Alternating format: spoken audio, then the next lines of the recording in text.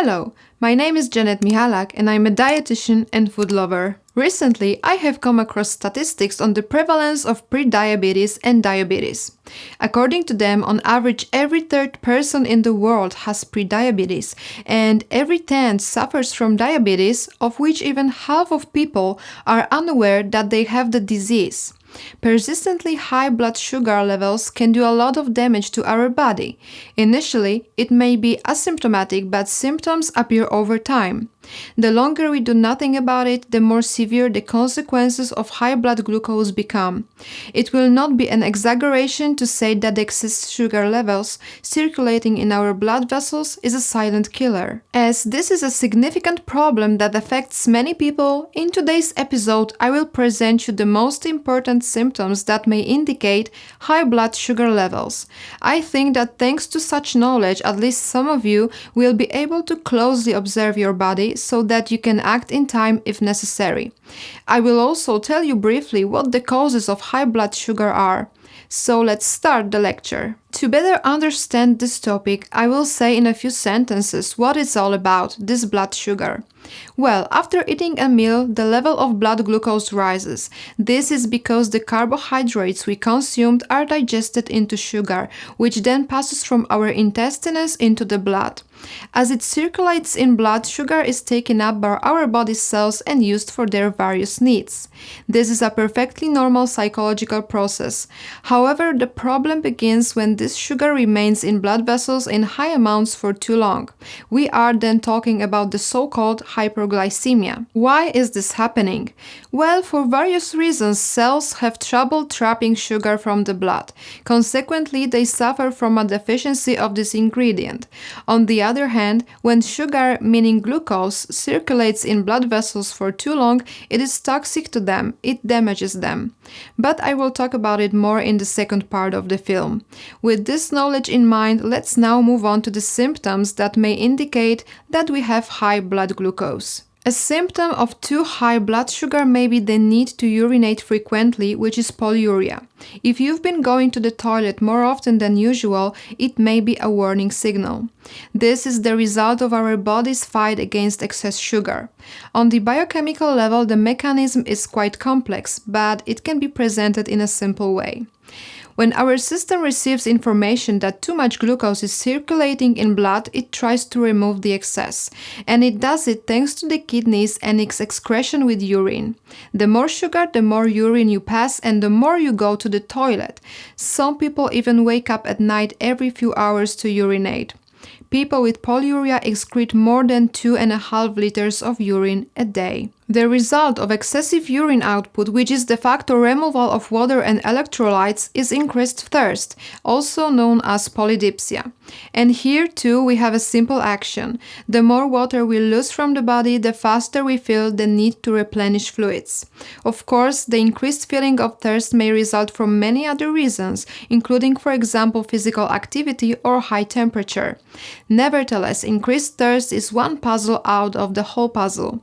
At this point, I would like to add that in order to replenish fluid deficiencies, we should reach for unsweetened drinks, preferably plain mineral water. Headaches are also quite common symptoms of elevated blood glucose levels. This is largely due to the aforementioned dehydration. Additionally, excess sugar causes the blood vessels in human brain to narrow and swell, which also causes pain. At first, it may be slight and not very noticeable. However, a further increase in blood sugar levels or the persistence of such blood sugar over an extended period of time can make the headache worse. People struggling with too high blood sugar levels relatively often experience a feeling of dry mouth. I also mean a rough, dry tongue, chapped lips, as well as burning sensation and the ulceration around the mouth. Additionally, dry mouth can manifest as difficulty chewing, swallowing, and even speaking. These symptoms are due to the aforementioned water loss, but not only.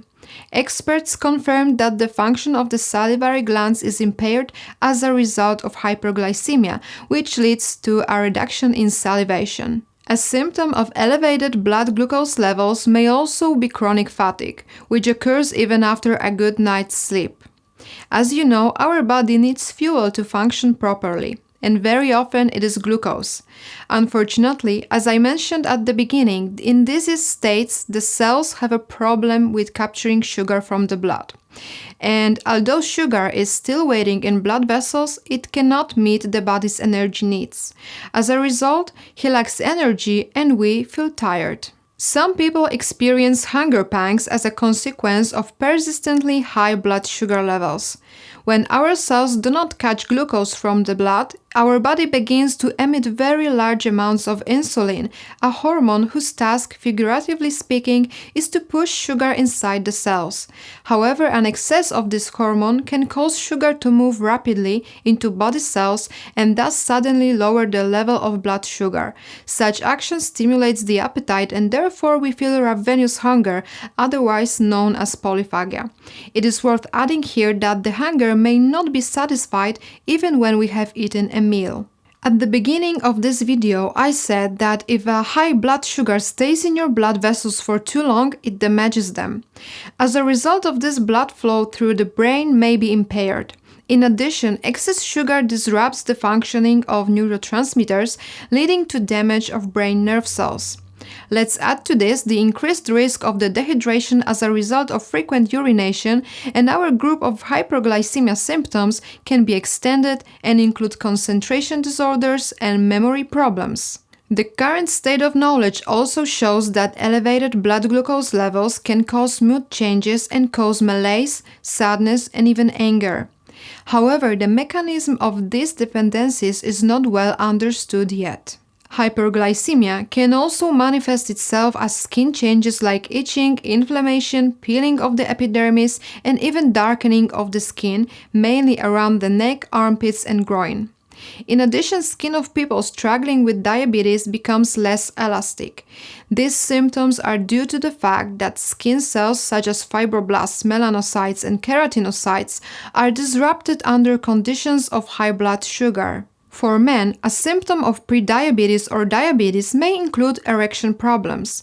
The analysis of over 100 scientific studies shows that erectile dysfunction occurs in as many as half of people with diabetes. This ailment is again reduced to damage to the blood vessels caused by excess glucose. Circulatory disorders can result in reduced blood flow to the penis. In addition, in case of hyperglycemia, there is a reduced release of nitric oxide, which result in insufficient relaxation of the smooth muscles of the vessels of the cavernous bodies responsible for penile stiffening and erection. Moreover, in course of hyperglycemia, nerve damage occurs, which limits the transmission of sensory stimuli from penis to the region of brain responsible for erection. This is one of the symptoms of diabetic neuropathy, which I will talk about later in this video. Excess blood glucose interferes with the functioning of the immune system. This results in a greater risk of infection. People with hyperglycemia are more likely to develop various types of infections which last longer and are usually more severe. It is also worth mentioning that, for example, people with diabetes are more likely to develop urinary tract infections. This is because blood sugar and urine accelerates the multiplication of pathogenic microbes, including bacteria and yeast. Genital infections can occur for a similar reason. This problem most often affects women. It manifests itself, for example, in itching and redness of the vagina and painful sensations during intercourse. Additionally, there is also discomfort during urination as well as thick vaginal discharge. Wound healing is also slowed down among people who have high blood glucose levels. This may be due to poor blood circulation. What's more, hyperglycemia leads to the loss of glycocalyx, which is the protective layer found, among others, in the endothelial cells that line blood vessels in our skin. In addition, excess glucose causes inflammation, which is also not conducive to wound healing. I would like to emphasize that not all the symptoms I have mentioned must appear in people struggling with too high blood sugar levels. Additionally, when some of them occur, their course and intensity may differ from person to person. It happens that the first symptoms appear in prediabetes. Sometimes, however, we don't notice them until diabetes has developed for good. It is therefore important to listen to your body and watch for any disturbing symptoms, including changes that have occurred and have not happened before. You must know that the lack of our response may lead to even more serious health complications, about which I will now say a few more words. Well, untreated hyperglycemia in diabetes can lead to blurred vision. This is because excess sugar interferes with the functioning of the eye's retina. We are then talking about the so-called diabetic retinopathy. Some people can build up fluid in the central part of the retina, which is responsible for sharp and color vision. This results in a thickening of said part of the eye. As a result, people with this condition see a hazy and blurry picture. Unfortunately, it happens that some people experience retinal detachment, which is associated with permanent loss of vision. People with diabetes, as well as people with prediabetes, often complain of tingling and numbness in their feet and hands. This is because excessive amount of sugar damage delicate nerve fibers. We are then talking about the so-called diabetic neuropathy. People with neuropathy also complain of burning sensations in their feet. They often experience shooting pains in their feet, especially after going to bed. It happens that these people uncover themselves during sleep because their bedding hurts them. When neuropathy affects the circulatory system, it can result in development of tachycardia, which is an increased heart rate. And this is regardless of our physical activity. Cardiac arrhythmias can also be a consequence of diabetic neuropathy. Neuropathy can also affect the gastrointestinal tract. This is when symptoms such as constipation, diarrhea, and a feeling of fullness appear after eating. Some people with diabetes also develop bladder neuropathy. The usual symptom of this is that the person does not feel the need to urinate even though the bladder is full. This results in urine retention, which is one of the causes of urinary tract infections. In addition, some people experience urinary incontinence. One of the more serious complications of diabetes is the so-called diabetic foot, which is a foot ulcer, sometimes with deformity. The lesions usually involve the plantar part. This condition is also characterized by the fact that no pain is felt. Therefore, ulcers often develop to the point of tissue necrosis, and then it is an indication for amputation. The latest scientific data from 2017 showed that the diabetic foot develops in just over 6% of people with diabetes. Increased blood glucose also interferes with kidney function, leading to decreased glomerular filtration. This is followed by proteinuria, hypertension, and edema. All of this leads to kidney failure, which may require dialysis in the long term. Damage to blood vessels in the course of hyperglycemia also causes cardiovascular disease. People with diabetes are at particular risk of developing stroke and heart attack. It is also worth mentioning that the persistently elevated sugar level is conducive to the development of periodontal diseases. In people struggling with diabetes, gingivitis, periodontitis, and caries are more often observed. In extreme situations, the so-called ketoacidosis. This is a condition where blood glucose levels are very high due to a lack of insulin. At the same time, fats are broken down and ketone bodies are formed, which are to serve as alternative energy source for the body to glucose, which the cells cannot capture. Unfortunately, a sharp increase in the concentration of ketone bodies in blood, leading to its acidification. This problem most often affects people suffering from type 1 diabetes, and it is characterized by a noticeable unpleasant smell of acetone from the mouth. It is similar to the smell of nail polish remover. These symptoms precede the disturbance of consciousness and hyperglycemic coma. All the symptoms that I talked about in today's video are due to increase in blood sugar and its subsequent consequences. You are probably wondering what I mean by high sugar. Well, according to the official position of many scientific societies, the normal level of fasting blood sugar is between 70 and 99 mg per deciliter. So a high sugar concentration is higher than 100 mg per deciliter. If we find that the level of fasting sugar is about 125, it means that we probably have diabetes. Considering that the fasting glucose level test is carried out in almost every laboratory and its price is rather low, I recommend that everyone perform such a test at least once a year as a preventive measure. I will also mention that some people are more predisposed to developing diabetes, and it is these people who should be particularly interested in this topic and regularly monitor blood sugar levels. I am thinking primarily of overweight and obese people, as well as people who lead a sedentary lifestyle.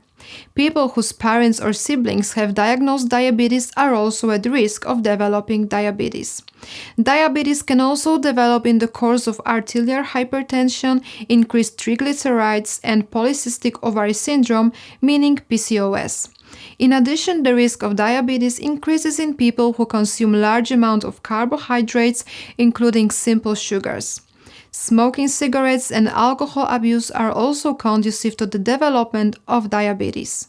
I hope that this video will make you conscious of seemingly harmless symptoms, which however may indicate serious problems. And again, I emphasize the words of Hippocrates that prevention is better than cure. I think most, if not all of you will agree with this statement. Rather, no one is in favor of taking medications, however, so that we do not have to use them, we have to give something back. So we should take care of a healthy lifestyle and be alert to any disease symptoms, of course without falling into hypochondria. If you are interested in the topic of how to lower sugar in natural ways, please let me know in the comment below the video. And that is all for today's video. Thank you for watching and see you next time.